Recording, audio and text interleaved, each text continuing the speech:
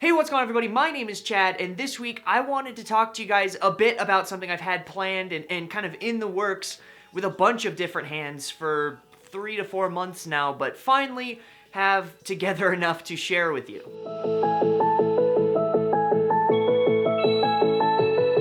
But to preface it, I'm going to need to give you guys a little bit of background. I recently turned 24, and that means I have now spent about 20 years, 2 decades, fly fishing. I grew up fly fishing with my dad in the Rocky Mountains, and when I left for Japan, I ended up taking my fly rod with me. I knew no matter how depressed I was, or how mad at the school I was, or how homesick I was, I could just take a train out to the mountains and fly fish and get it all out on the river. You know, the feel of mud between your toes and the crispness of the air, the smell of the water and fish on your hands. It's like I never actually left home. It's like if I looked down the bend, I would see my dad fly fishing in the hole above me. Until one fateful day, I missed the last train and I was coming down the mountain in the dark and had to walk home probably about 10 miles in the dark because the fishing was good, and a young couple saw me on the road and offered to give me a ride, and I left my rod in their car. For some perspective, fly rods in Japan aren't very big,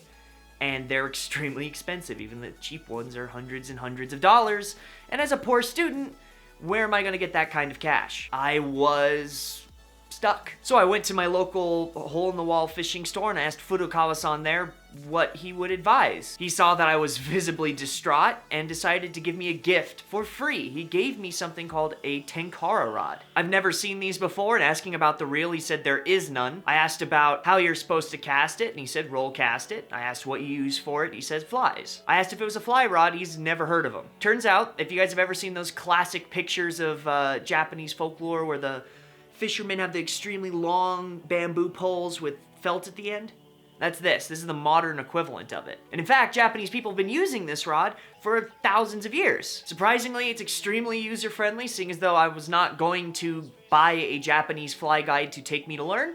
I just went to the river and met Japanese people that were fishing that style there and asked them for help. And I started with small fish like this, but eventually grew to fish like that. There's no reel or extra line, so you don't have to worry about it getting tied up in the banks. There's no extremely hard casting form. And to get a good action on the fly, you just use your hand. As you're holding it, it goes to such a fine point that the pulse in your hand alone causes the fly in the water to jiggle. That's why they actually call it myakusuri, or pulse fishing. Now, falling in love with these rods, when I went home, I was telling my dad about it, and we looked into it, and for some reason, these American rods were costing upwards of $250, $300, oftentimes used. And I couldn't believe it, but then I had to realize this is a very niche market. It's not this giant thing being outsourced from Japan because a lot of people don't know about it. And you gotta figure there's translation software fees and interpreter fees, and importing fees kill people, especially if they don't know what they're doing. However, I know Japanese, despite what the internet may say, so I went out to Osaka, had a business meeting with these guys, and they're hesitant to work with foreigners, but because they said they were confident that there wouldn't be mistranslation issue with prices, they decided to work with me. I signed a contract, and we're here, Zimkara Rod Company. We took a sample size of 13 of these rods from Japan, I brought them back to America, and I fished with my dad, who's been a fly fisherman, a master really, of 40 years, out to a river, and with extremely good results to boot. Out of these rods, we basically picked 2 that we liked and were full functioning, which were these guys. The first one's our cork handle. This is more like a traditional American fly rod, but it is just mean and lean. And our carbon handle. This is actually the more traditional Japanese style. This is the ones that you'll see a lot more in the shops there. I've been lucky enough to pull out carp on those somehow. Now I can go on for 20 minutes and explain every detail about these rods, and in fact, I plan on doing a series teaching people everything that they need to know about the Japanese style of fishing. But for now, I'll leave you guys to go to the website, zimkara.com. I'll put a link in the description, or you guys can just Google it, whatever you prefer. And actually, just to do the theme of my comment section, if you guys go now and you buy it, if you type in coupon code FIRST for the first week that we're public and open for people to buy, you will get $10 off. I can assure you, you will not find a cheaper rod here. And also, if you're a Patreon supporter of mine, you'll get an extra 5% off. But that's between me and you. That's enough of me talking. Cue the montage.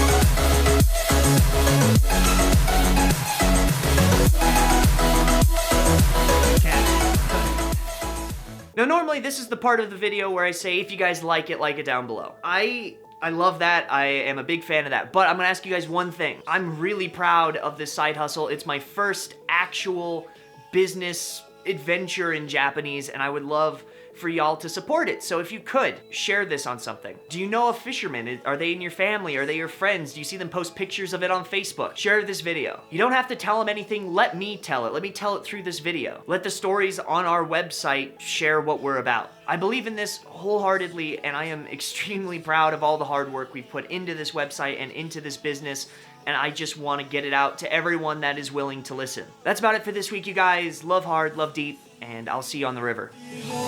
The skies are cast, they are foretold. Watch the stars when I'm gone. When I am